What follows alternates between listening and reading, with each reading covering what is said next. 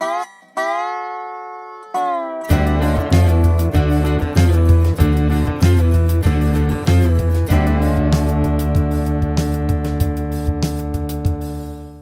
people think of Louisville, Kentucky, they think about bourbon and horse racing. The locals think about the Louisville Cardinals basketball and dream of one day having an NBA team. Even though I spent much of my childhood away from Louisville, I'm still fascinated by its rich history that has long since been forgotten by many people. Louisville has done very well to preserve as much of that history as possible, and it's evident just by walking down the city streets. Historical markers have been placed throughout the city, and tourists can stop and read the historical information as they look at the surroundings to picture what it must have looked like in days gone by. History from several different eras have been captured, and history trail maps are available for those who wish to take a journey through time. When people think about Louisville, they seldom think about it being part of the battleground for civil rights. Yet Louisville was one of the cities to remain segregated long after the 1954 Supreme ruling against segregation of schools. 4th Street in downtown Louisville is now peaceful and is a popular weekend hangout for many people. Visitors can grab a bite to eat in the Hard Rock Cafe, near the massive marquee of a guitar outside, or simply sit in one of the many restaurants with outdoor seating to listen to the featured live music. But at one time, 4th Street in downtown Louisville was very active with protests and demonstrations by those seeking freedom. Even Martin Luther King Jr. visited Louisville in his battle for civil rights and equality. It was significant enough to merit a Civil Rights Trail, a historical journey through the civil rights milestones in Louisville. It is a reminder for visitors to open back the curtains of time and see why freedom should not be taken for granted. The protests in Louisville were so successful that an unsympathetic mayor was thrown out of office, and the first public accommodation law in the South was passed in Louisville, Kentucky. When people think of civil rights battlegrounds, they often think of Alabama or Mississippi. They think of places like Arkansas, where city and state officials battled the federal government. In the message, we were even further disconnected. When we thought about William Branham's many visits to battleground cities, we only thought about the prophet, his healing revivals, or getting the message out. We were told stories about William Branham at these locations, but were never really told about the political turmoil of the era at the time he frequented them. Many of us overlooked the very heated statements that William Branham made against civil rights leaders or protests. Worse, many people in the message were not well enough informed to know why this mattered. This is not surprising, since William Branham spoke harshly against education and the educated. Northern Kentucky and southern Indiana in the 1950s, like many parts of the country, were segregated. People with black skin were treated differently than people with white skin. People with dark skin were labeled colored and forced to use separate facilities from those used by people with white skin. In 1954, Andrew Wade attempted to move into an all-white neighborhood in Louisville, Kentucky. The family was met with violence. An angry mob shot bullets through the window and burned a cross in their lawn. On June 27, 1954, the home was bombed, and the family retreated into segregation. Though its popularity had decreased since its heyday in the 1920s, the Ku Klux Klan still posed a threat to African Americans. But after the 1954 Supreme Court ruling in the Brown versus the Board of Education of Topeka, Kansas, the door had been opened to large-scale desegregation of school systems. African Americans began protesting against racial discrimination all across the country, especially in states that did not honor the Supreme Court decision. Protests were common in the streets of Louisville, Kentucky, which was just across the Ohio River from William Branham's hometown of Jeffersonville. This was the case in major cities across the country. It gave rise to other white supremacy groups, such as the National States' Rights Party, NSRP, a terroristic white supremacy group later involved with the bombings in Birmingham, Alabama. I was surprised to learn that during the heat of the battle for civil rights during the 1950s, the NSRP National Newsletter was published in Jeffersonville, Indiana. Long before joining William Branham's message, Jim Jones advocated for racial equality.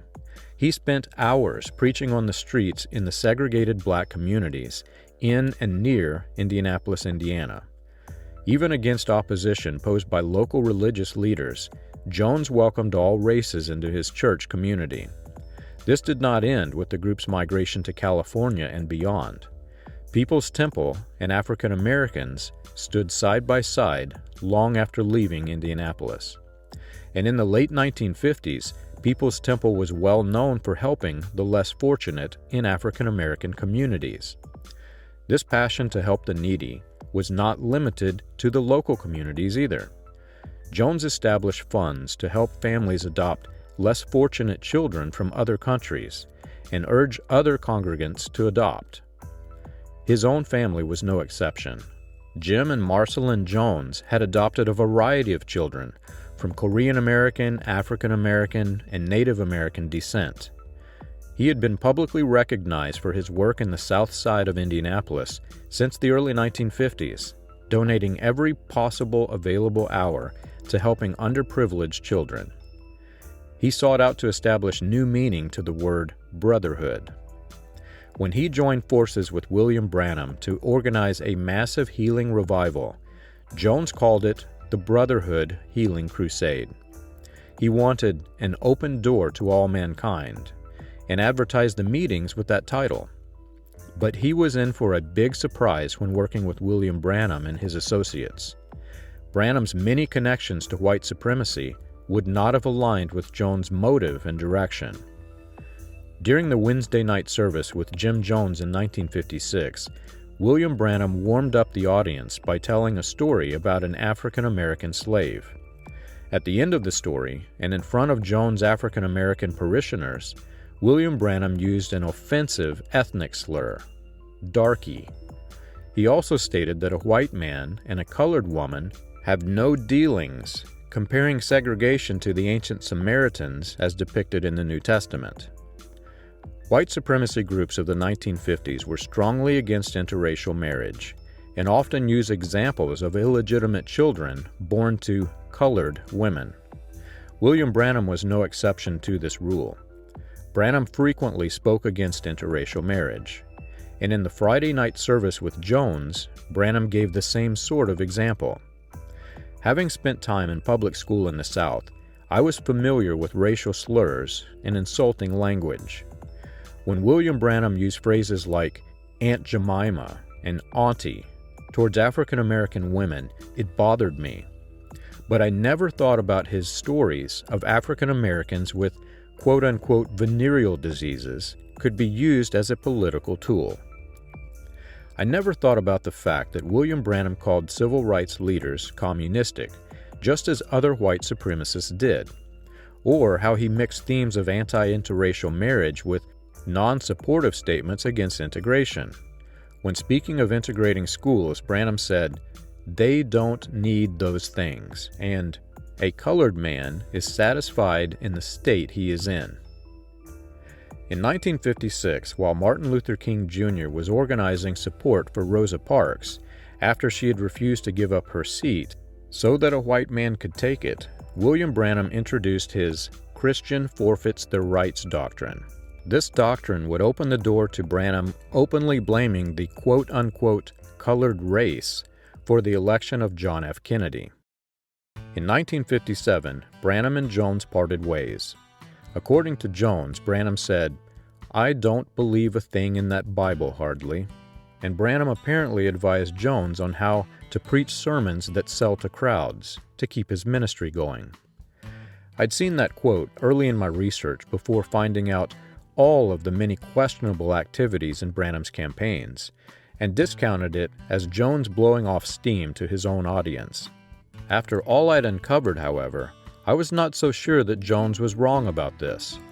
Regardless, the two men separated, and the campaign strategy employed by Joseph Mattsson-Boze and William Branham came to an abrupt end.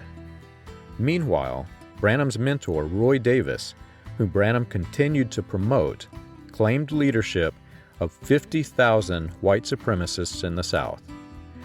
Davis organized secret meetings in key locations to prevent integration in the school systems. According to Davis, members of the Dallas police force were included in his membership number. If this were true, Dallas had government officials in Dallas under his control. Dallas was under federal court order to integrate, but had refused to do so. Davis was a member of the Oak Cliff White Citizens Council and held public debates in protest of integration. And those protests were very effective. White supremacy claimed the upper hand when the school system declared they would remain segregated. Dallas was but one city, however, and Davis was fighting a war, not a single battle. If the Americanization project were sure to succeed, Davis must have similar victories in key cities and states across the nation. Davis now had Ku Klux Klan presence in multiple states. By 1959, news media and government officials realized that the Ku Klux Klan was reorganizing for a third wave, and from the look of things, war was indeed brewing. Some smaller white supremacy groups began fighting each other for power, while others combined for strength in numbers. They stood in unity against desegregation. Davis began openly challenging Arkansas Klan leader George Edwards to gain control of his sect of the Ku Klux Klan. At the end of the letter, Davis signed as the National Imperial Dragon, which was the highest rank in his sect. He then gave it to the news media, exposing Edwards' secret rank and position. His hand now forced, Edwards stepped forward and eventually lost control of his sect. Then, from Texas to Florida, Davis began organizing meetings for a united stand against desegregation in support of white supremacy. He was so brazen that he went unmasked, though he used his 1920s alias, Lon, and declared that he was planning a national recruitment drive.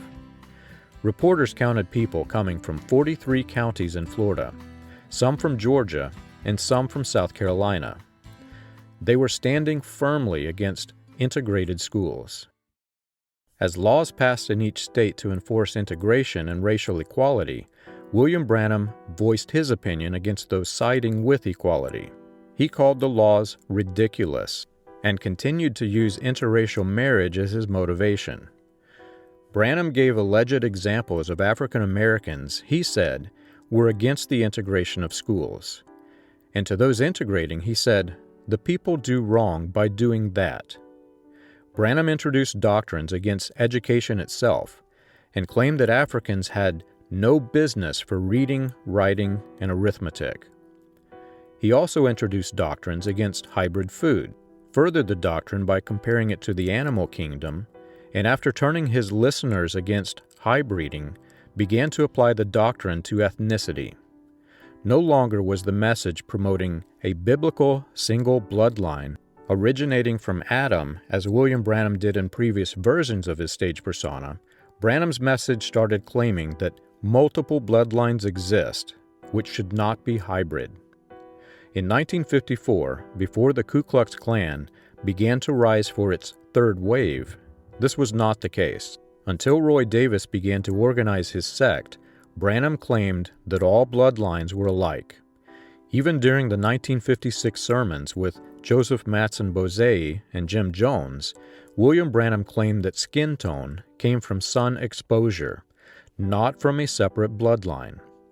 Was this why Jim Jones abandoned William Branham? Did Jim Jones learn about Branham's deep connections to white supremacy? Was the message movement rooted in an evil worse than that of People's Temple? Little did I realize at the time that the message was being weaponized. Not simply as a tool for swaying religious opinion, the message recordings of William Branham were being used for neuro-linguistic programming, brainwashing. Branham and those men involved were attempting to sway politics using the stage persona that had been created. The Americanization project was preparing for its final stage.